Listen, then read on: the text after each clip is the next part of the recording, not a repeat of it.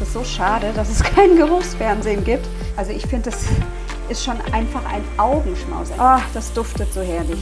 Eine bratenähnliche Farbe. Es erinnert mich einfach wirklich an eine Bratensoße und ich kann es jedes Mal nicht glauben, dass es eine vegane Bratensoße ist.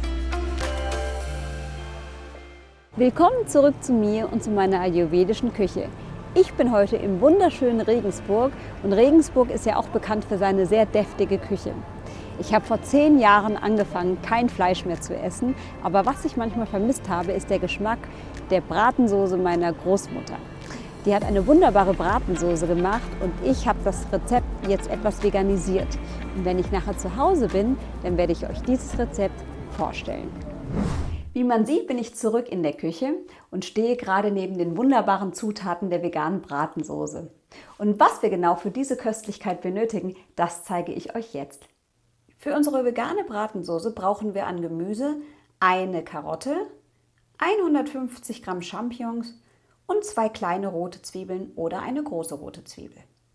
An trockenen Gewürzen benötigen wir einen Esslöffel Mehl, 1/4 Teelöffel grobes Meersalz, 2 kleine Lorbeerblätter, wie Zungenbrecher oder ein großes Lorbeerblatt und einen Teelöffel frischen Thymian oder in meinem Fall getrockneten Thymian. Jetzt haben die flüssigen Zutaten ihren Auftritt. Wir benötigen 350 Gramm Gemüsebrühe, 50 Milliliter Rotwein, 1 Esslöffel Sojasauce, 1 Esslöffel Rotweinessig und ein bisschen Honig zur Süßung und zum Schluss einen halben Teelöffel voll mittelscharfer Senf. Zum Anbraten verwende ich am liebsten Ghee, also reines Butterfett. Man kann aber natürlich auch alles andere verwenden, wie zum Beispiel Rapsöl mit Buttergeschmack oder Butter. Das ist jedem selber überlassen. So, ich gebe jetzt die Champignons in die Pfanne ohne Fett, denn wenn man Pilze mit Fett anbrät, dann zieht das Fett das Wasser aus den Pilzen heraus. Folglich werden die Pilze dann mehr gekocht als gebraten. Weswegen viele Leute Pilze nicht mögen, weil sie so als gummiartig empfinden. Und das wollen wir natürlich in dem Fall nicht. Ja, hier kann man so richtig schön sehen, wie das Wasser austritt.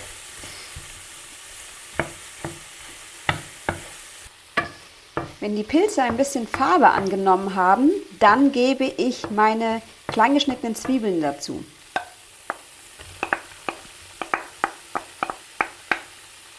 Die brate ich jetzt für 1 Minute scharf an und wieder mal muss ich sagen, es ist so schade, dass es kein Geruchsfernsehen gibt. Es ist einfach köstlich. Ich hoffe, man sieht mich noch vor lauter Dampf. Jetzt, genau jetzt, wenn die Zwiebel und auch die Champignons Farbe angenommen haben, kommt das Meersalz zum Einsatz. Einfach drüber geben und weiter braten. Die dürfen wirklich richtig Farbe annehmen, denn das genau erzeugt auch die Röstaromen später in der veganen Bratensoße. Jetzt kommt mein Ghee in den Einsatz. Ab jetzt wird mit Fett weitergebraten. Die Zwiebeln benötigen natürlich Fett zum Anbraten, deswegen geben wir ab einem gewissen Schritt das Butterfett oder das Öl hinzu. Und jetzt sieht man auch, wie wunderbar glasig sie werden. Oh, das duftet so herrlich. Jetzt wird es kuschelig in der Pfanne. Ich gebe meine klein geschnittenen Karotten hinzu. Dann folgt der Honig und Lorbeerblatt gemeinsam mit dem Thymian. Los geht's.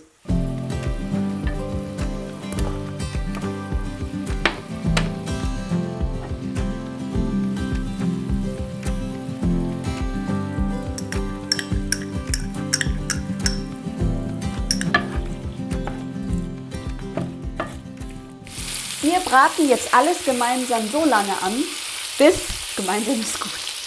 das Gemüse braune Stellen angenommen hat. Aber es darf natürlich nicht verbrennen. Hier sieht man noch mal ganz schön, wie die Karotte und auch die Pilze Farbe angenommen haben. Also ich finde, das ist schon einfach ein Augenschmaus, ein kulinarischer Augenschmaus. Freue mich jetzt schon. Und nun gesellt sich das Mehl hinzu und dann das Ganze bei mittlerer Hitze ungefähr 3 Minuten unter ständigem Rühren schmoren lassen. Jetzt folgt Musik in meinen Ohren.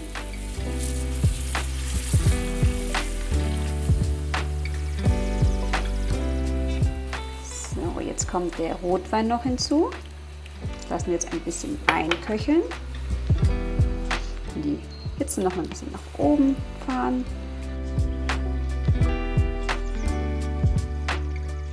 So, wenn der Rotwein jetzt ein bisschen eingeköchelt hat, dann nehmen wir die Sojasauce. Dicht gefolgt vom Rotweinessig. Und der mittelscharfe Senf.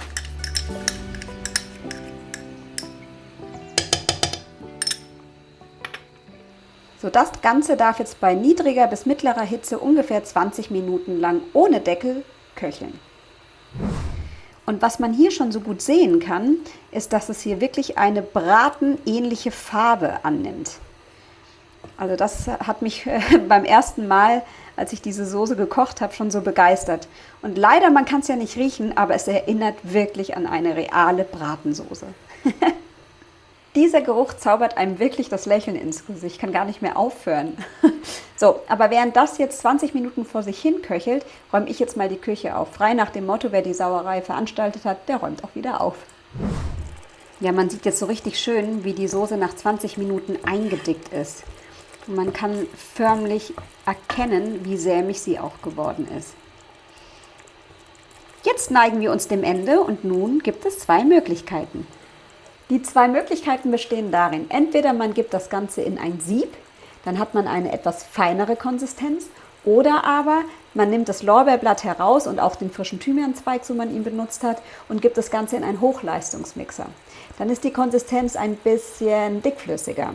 Das muss man einfach mal ausprobieren. Ich wähle jetzt für heute nicht die Konsistenz, sondern die Variante, in der ich das Ganze in ein Sieb gebe, und dann haben wir eben diese feinere Textur.